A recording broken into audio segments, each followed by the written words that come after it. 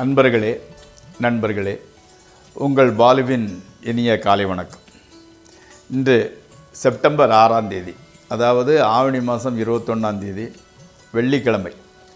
திருதியை திதி சாயங்காலம் 3:07 வரை, அதற்கு மேல் சதுர்த்தி திதி. அஸ்த நட்சத்திரம் 9:75 வரை, அதற்கு மேல் சித்திர நட்சத்திரம். ராகுகாலம் 10 to 12. யமகண்டம் சாயங்காலம் 3லிருந்து 4:30 வரை. நல்ல நேரம் காலையில் 9:15 to 10:15, சாயங்காலம் 4:45லேருந்து 5:45 வரை. நீங்கள் அணிய வேண்டிய உடையின் நிறம் வெள்ளை. அவாய்ட் பண்ண வேண்டியது எல்லோ கலரு. சாப்பிட வேண்டியது எப்படின்னு கேட்டிங்கன்னா, அந்த பருப்பு, அதாவது சாம்பார் அல்லது டால், அந்த மாதிரி எதையும் சாப்பிட்டுக்கலாம். சந்திராஷ்டிரமம் கும்பராசிக்காரங்களுக்கு உடையது. இப்போது நம்ம அந்த மாந்திங்கிற கிரகம் எந்தெந்த வீட்டில் இருந்தால் என்ன பலன்களை செய்யும்னு நம்ம பார்க்கலாம். இப்போ மாந்தி ஒரு ஜாதகத்தில் 7ஆம் வீட்டில் இருந்தால் அவங்க எப்படின்னா, கலகத்தை விரும்பக்கூடிய பெண்ணினோட தொடர்பு கிடைக்கிறது. அந்த பெண் நல்ல கேரக்டர் உடையவங்க கிடையாது. கலகம் முட்டுறது, கோல் முட்டுறதுல ரொம்ப இஷ்டமுடையவர். அந்த கேரக்டருடைய பெண்ணினோட தொடர்பு கிடைக்கிறது. பலருக்கும் பகை, எல்லாரோடையும் பகை. நண்பர்கள்னு நிறைய இருக்க மாட்டாங்க, எல்லாரோடையும் பகையை உருவாக்கி கொள்வார்கள். அந்த நன்மை செய்கிறதில்ல, கொஞ்சம் கொஞ்சம் அப்பப்போ ஏதாவது நன்மை யாருக்குனாலும் செய்வாங்களே தவிர பெரும்பாலும் யாருக்கும் நன்மை செய்கிறதில்ல. அதே மாதிரி கோபம், சின்ன லைட்டாக கோபம் வரும், அதோட ஒட்டுவார். சீரியஸாக எதையும் எடுத்துக்கிறது இல்லை. ஓகே.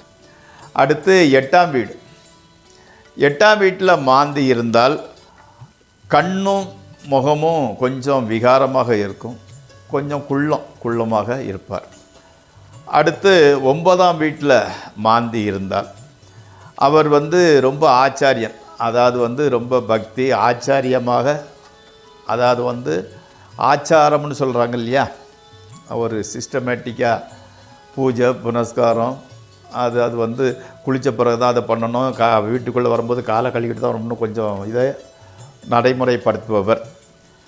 அதே மாதிரி அந்த குழந்தை பேர் கொஞ்சம் பிரச்சனை இருந்துக்கிட்டு இருக்குது. கொஞ்சம் பரிகாரம் பண்ணி மருத்துவ செல்லாம் பார்த்து தான் குழந்தை பாக்கியம் கிட்டும். நண்பர்களே, இந்த மாந்திங்கிற கிரகத்துக்கு மிகப்பெரிய வலிமை இருக்குது. அதை எதனால் சீரியஸாக யாரும் அஸ்ட்ராலஜியில் எடுத்துக்கிற மாட்டாங்கன்னு தெரியலை.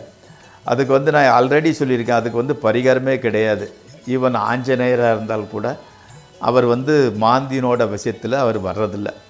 அதனால் மாந்தி நமக்கு நன்மையே எடுக்க வேண்டும் என்று வணங்குவோம். அதாவது ராமாயணத்தில் வரக்கூடிய வாலி தான் மாந்தின்னு ஒரு சிலர் கூறுகிறார்கள், நாமும் நம்புவோம்.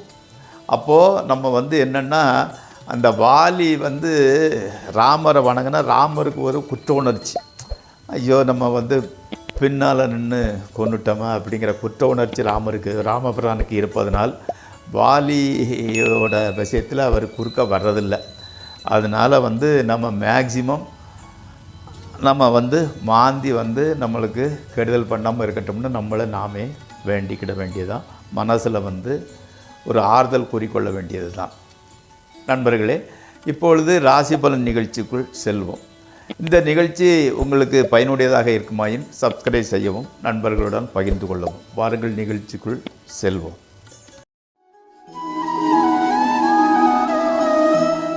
முதலில் மேசராசி. நேற்று கொஞ்சம் டல்லாக இருந்தது உடல் ஆரோக்கியம். இன்றைக்கு ஓரளவு அபிவிருத்தி ஆகிவிட்டது. உடல்நிலை நன்றாக இருக்கிறது. மிகவும் பிடித்தமான நண்பர்களுடன் விருந்துக்கு சென்று வருகிறீர்கள். கணவன் மனைவி உறவு கூட நன்றாகவே இருக்கிறது. பொருள் சேர்க்கை உண்டாகிறது. வீட்டில் ஒரு மகிழ்ச்சிகரமான சூழ்நிலையே நிலவுகிறது. அடுத்து ரிஷபராசி. சிறு இரத்த காயம் உண்டாகலாம். ஈவன் காய்கறி வெட்டும்போது கூட, வெங்காயம் வெட்டும்போது கூட கத்திப்பட்டு கூட நிகழலாம். அதனால் கொஞ்சம் எச்சரிக்கையாக இருந்து கொள்ளுங்கள். நண்பர்கள் உறவினர்கள் மூலம் உதவி கிடைக்கிறது. இருந்தும் கூட வேளைக்கு சாப்பிட முடியறதில்லை. அது இன்ட்ரெஸ்ட் இல்லாமல் போகலாம், சூழ்நிலை அப்படி அமைகிறதாக இருக்கலாம். அது அடுத்து மிதுன ராசி. தொடங்கும் காரியங்கள் சற்று தாமதத்திற்கு பின் நல்லபடி நிறைவேறினாலும் கொஞ்சம் மனசில் ஒரு குழப்பங்கள் இருந்துக்கிட்டு இருக்குது. தீக்காயம் ஏற்பட வாய்ப்பு உள்ளது. உறவினர்களுடன் சிறிய சலசலப்பு அதே மாதிரி நண்பர்களோட கூட ஒரு பகைவர்கள் மாதிரி பிஹேவ் பண்ணிக்கிட்டீங்க, காரணம் இல்லாமல் கோவப்படுறீங்க, எரிஞ்சு விழுறீங்க. அதே சமயத்தில் உங்களுக்கு பணவரத்து நன்றாக இருக்கிறது. ஆமாம், இது இன்றைய பலன்கள். அடுத்து கடகராசி. உத்தியோகத்தில் மேலதிகாரிகளோட சிறு பிரச்சனை, மனக்குழப்பம் கொஞ்சம் ஜாஸ்தி ஆகிட்டு இருக்குது. வீடு நிலம் போன்றவற்றிலிருந்து வரும் வருமானம் சரியாக வர்றதில்லை. குழந்தைகளின் உடல்நிலை கொஞ்சம் டல்லாக இருந்துக்கிட்டு இருக்கிறது. அடுத்து சிம்மராசி. பொன்பொருள் வாங்குதல், மனை வீடு நிலம் போன்றவை வாங்குதல் அல்லது வீட்டை மாடிஃபிகேஷன் பண்ணுறது, புதுப்பித்தல் முதலியவை கைகூடுக்க உண்டான நேரம். இதெல்லாம் நல்லபடியாக நடக்கப் போகிறது. குடும்பத்தில் சுபகாரியங்கள் நடக்கும். ஸ்பெக்குலேஷன்லேருந்து ஓரளவு நல்ல லாபம் வரும். மனைவி மக்கள் உங்களுக்கு மகிழ்ச்சி அளிப்பவராக இருக்கிறார்கள். அடுத்து கன்னியாராசி. கன்னியாராசிக்காரங்களுக்கு நிறைந்த நிம்மதியும் மனமகிழ்ச்சியும் ஏற்படுகின்றது. எதிர்பாராத வகையில் பொருள் வரவு கூட உண்டாகிறது. நண்பர்கள் உங்களுக்கு சப்போர்ட்டிவாக தான் இருந்துக்கிட்டு இருக்கிறாங்க. பிரயாணங்களினால் நல்ல பலன்கள் கிடைக்கிறது. கணவன் மனைவி உறவு கூட ஓரளவு நன்றாகவே இருக்கிறது. அடுத்து துளாராசி. பொன்பொருள் சேர்க்கையும் மனதிற்கு மகிழ்ச்சியும் உண்டாகிறது. ஓகே, வீண் அலைச்சல் அதை தவிர்ப்பது நல்லது. உடல்நலம் கொஞ்சம் டல்லாக இருந்துக்கிட்டு இருக்குது. அது பிரார்த்தனையினால் கோயிலுக்கு சென்று வருவதனால் அதே எல்லாம் மருந்து மாத்திரை சாப்பிட்றதுனாலேயே அது சரியாக போயிடுது. கணவன் மனைவி உறவு நன்றாக இருக்கிறது. மக்கள் உங்கள் சொல் பேச்சை கேட்டு நடக்கிறாங்க, சந்தோஷம். அடுத்து விருச்சிக ராசி. வீண் சச்சரவில் ஈடுபடாமலும் வண்டியில் வேகமாக செல்லாமலும் தெய்வ பக்தியில் மனதை செலுத்துவர் வர பெரிய பிரச்சனைகள் எதுவும் வராது. அப்போது ஜாக்கிரதையாக நடக்கிறது மட்டும் இல்லாமல் கோயில் குளத்துக்கு போயிட்டு கடவுள்களை வழிபட்டு வர பெரிய பிரச்சனையிலேருந்து நீங்கள் தப்பிச்சுக்கலாம்.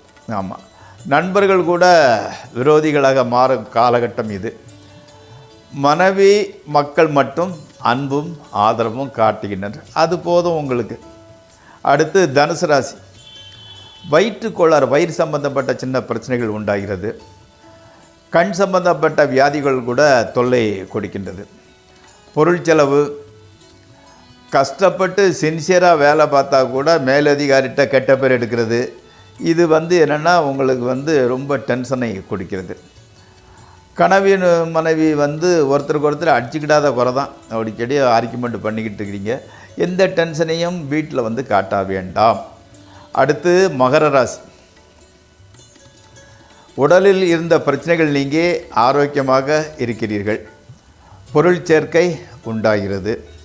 ஆடை ஆபரண சேர்க்கையை கூட ஏற்படுகிறது. கணவன் மனைவி உறவு ஓகே, நன்றாகவே இருக்கிறது.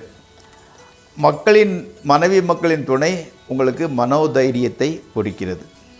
அடுத்து கும்பராசி. வாலிப வயதினர் காதல் வசப்படுவதற்கு வாய்ப்பு இருக்கிறது. காதலிக்காக சிறு பிரயாணம் செல்கின்றீர்கள். உத்தியோகம் இல்லாதவர்களுக்கு நீண்ட முயற்சிக்கு பின் வேலை கிடைக்கின்றது. வீடு மாற்றம் ஏற்பட வாய்ப்பு உள்ளது. பெற்றோரின் உடல்நிலை ஓரளவு நன்றாகவே இருக்கிறது.